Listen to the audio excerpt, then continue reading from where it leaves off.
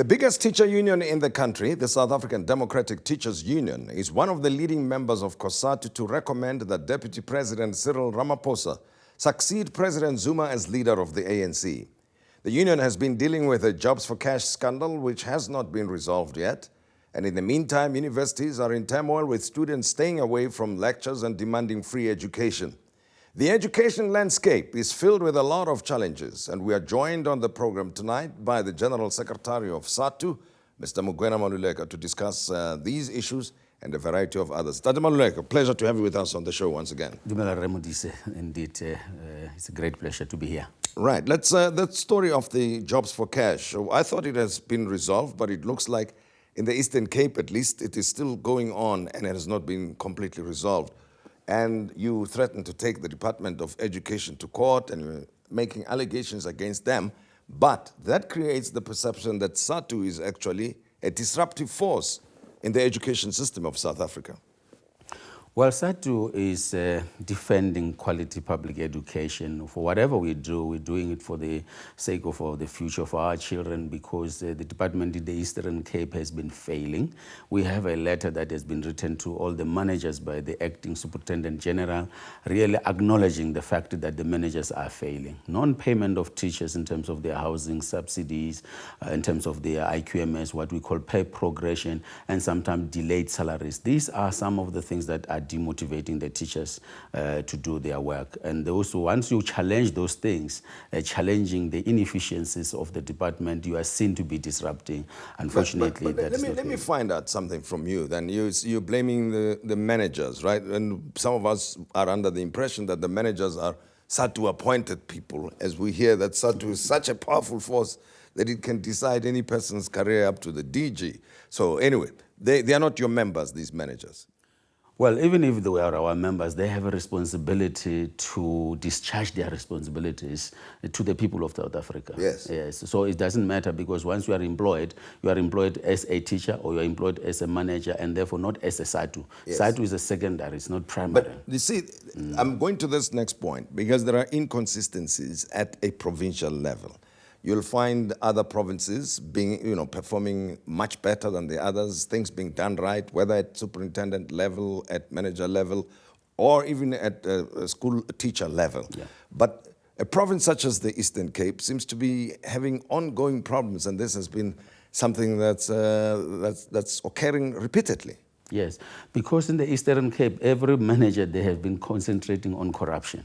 You take the acting managers or the superintendent general, there's no permanent appointment in the Eastern Cape. And at no stage have they ever appointed a person who comes from the ranks of SADTU. They've always been appointing people from outside, but they don't give the necessary political support from the MEC so that they are able to do that. So there's conflation of the administrative role together with the political role. So you don't know if you are employed as a superintendent general, whether you are a public servant, you are a bureaucrat that must be able to implement the law, or you are also a politician. So you have those contestation in there for years. So there's been a problem in the Eastern Cape, and the union has been fighting to ensure that we are able to resolve those issues. I know it may be difficult for you to label or confirm this. Would you say the Eastern Cape education system is the most corrupt in the country at the moment? The education system is the most corrupt, not only the education system. Let me just say the provincial government of the Eastern Cape is the most corrupt, followed by the Limpopo, which was corrupted and then could not even be able to pay the teachers. So it has been a problem, because it's not only one department that has been under administration, but I have got no fear of saying that we have had an inefficient government in the Eastern Cape for years. All right. Now, how are you dealing with that? Because there's a level of your members, the teachers, where you want things to be sorted out for them, but the system itself is corrupt. What do you think needs to happen then to fix it? Look, we had thought that the Section 101B would have resolved the issues. Unfortunately, the minister has failed as well to be able to resolve those particular issues, because you need efficient managers, you need highly qualified managers who understand administration to deal with that particular situation. Secondly, is that you need to improve the infrastructure in the Eastern Cape, but also deal with the relationship in the Eastern Cape. You cannot have a hostile relationship between unions and the employer forever, because it's going to impact negatively on our children. So you don't need need that. You need that relationship because we need each other. The teachers need the employer and the employer needs the teachers to do their work. So we think that we need to employ more of the ELRC facilitated processes to ensure that we build relationships in that province. Now, we're talking about basic education here. Already there are challenges, right? And we're told that it's the best funded department in the country, and South Africa invests more in education than its counterparts, similar type countries, so-called emerging countries. And then you have the situation that's occurring now on campuses, at university campuses around the country. Just give me your sense of how you think the university situation can and should be resolved. Students are demanding free education, right? And at the basic level, you're talking about infrastructure for the basic education. Teachers also need their the conditions of work to be improved and so on. All of these things are going to cost money, require more resources. So where and how should South Africa be balancing this demand for free education? Well, when you talk about basic education, indeed, it has got to be free because there's a public responsibility, there's a public good. Our children have got to receive that. When you're talking about higher education, we have always, as SADTU, indicating that there's a need for a free education for the poor. But there's need that those who can pay must be able to pay because they are competing priorities for our country. We are 22 years in democracy. We know the backlog of our infrastructure, one in terms of our colleges of education, our basic education, our hospitals and everything. So there are competing priorities for government. And therefore we believe that where we can be able to get the money is to go back to the corporate sector, where the private sector has always been not being taxed appropriately to be able to fund education. And we believe strongly that those that have been amassing wealth in this country must then be able to assist the state. So but if you were to advise the students then, because I get a sense that many believe that as long as the protest action continue, there will come a point where one morning they wake up and there's free education everywhere. I don't think it's possible. But simply because the historically disadvantaged universities themselves need to be upgraded to the level of the Wits, University, UCTs, and KwaZulu-Natals of this country, right? Yes. But in the meantime, there's lost time. So what's the best way out of this impasse? We are saying to the students, we support the call for free higher education for the poor. And therefore, we are saying that they must not waste their time by not completing their 2016 academic year. They need to allow the commission that has been set by the president to deal with the situation so that everyone else, including all of us, must go and make submission in terms of how best we can address that.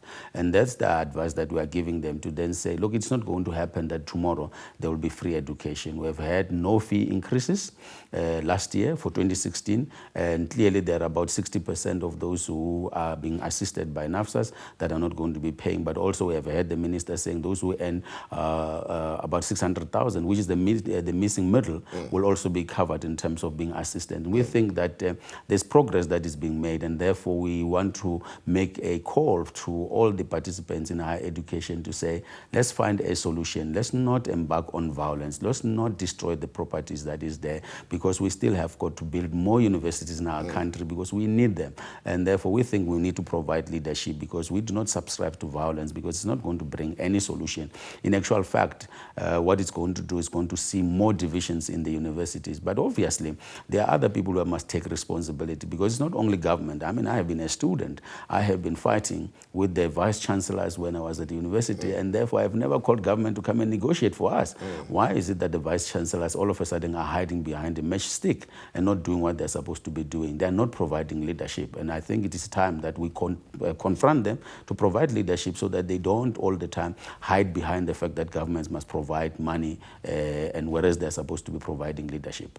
Well, and of course there are students who are already paying whose academic year has also been disrupted, and the matriculants who are sitting for their exams are looking forward to going to the very universities, and if they don't complete their academic year, they may not be accepted at those or admitted to those universities. So it's a, it's potential problem in the next few months.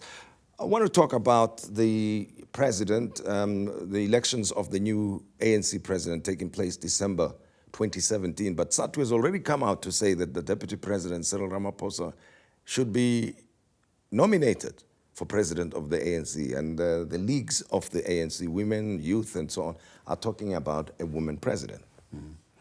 Well, as part of the alliance in COSATU, as a new union, we have been leading on this question of stability in the ANC, stability in the country, given the fact that the president of the African National Congress would be the president of the country in the next election, and therefore we need to provide some confidence in our people. We need to be able to sending a message there that we are a united force.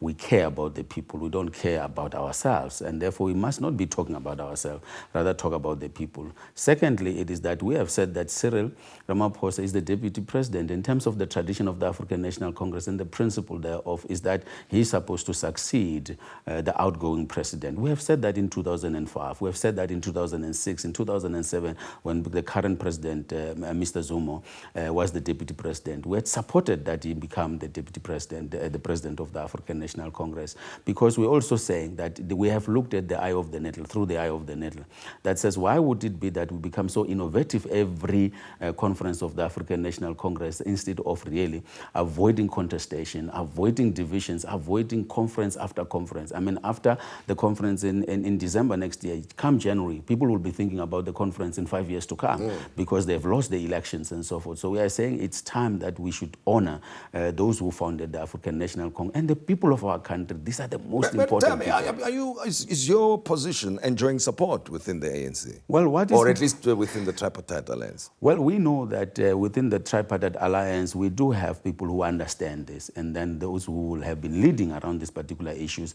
Secondly, is that SADTU is found everywhere. So members of SADTU are members of the African National Congress in the branches. So we are leading the branches. So we are talking to our people. We are talking to the members of SADTU who are leaders of the African National. And these are the branches, and the branches are the ones that vote. So we are talking to the people. We are not talking because we don't, or we are confused. We know that we have the members who are going to vote. So we are not making a call just because we think it's fashionable or it's because we want to pretend that we are the best. No, we are not. We are saying the people matter in this country, and not these shenanigans that we see where people are forever in conference mode for 5 years and not serving the people. We want the people to be served. Cyril is the current deputy president, must come in. If the leagues want a president of a woman, that person cannot be a surprise. Must come through the ranks of the African National Congress, must come through the top 6. So they need to be able to say to us and convince us, let's put this person